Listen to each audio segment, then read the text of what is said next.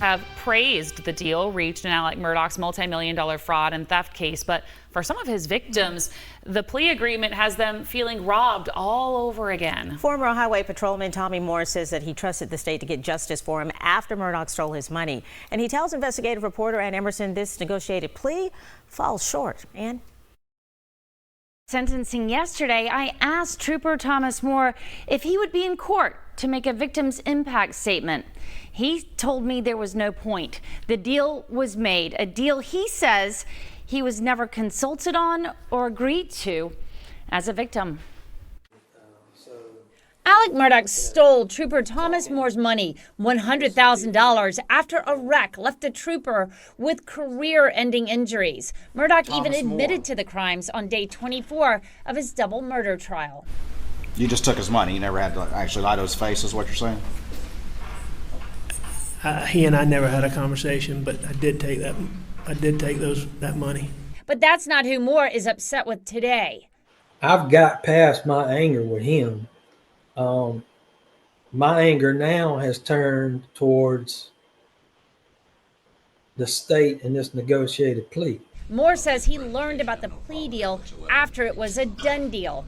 I was told about this after the fact. So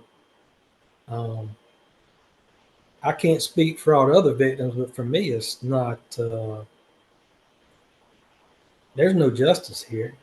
He calls Murdaugh's 27-year sentence too light and the easy way out for the state. A kindergartner could have understood what happened and found him guilty. I think there was roughly 100 indictments on him.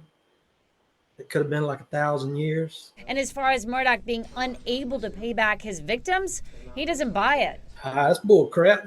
Back in March, Attorney General Alan Wilson told me he had every intention of prosecuting every single one of these financial crimes, including Trooper Moore's. And we're going to pursue every case that involves every other victim. They get their shot, they get their day in court. Yesterday, prosecutor Creighton Waters says the state wanted to spare these mostly poor rural counties the expense of Murdaugh's legal cases. I'd have been more than happy to testify. And despite the state closing the door on these cases with Murdaugh's plea, Moore is still waiting for justice. It's been about 4.5 years of just bad news every day. It seems like, this works out for everybody but the victims. I reached out to the AG's office today about Trooper Moore's concerns, and they told me no comment. Working for you, Ann Emerson, News 4.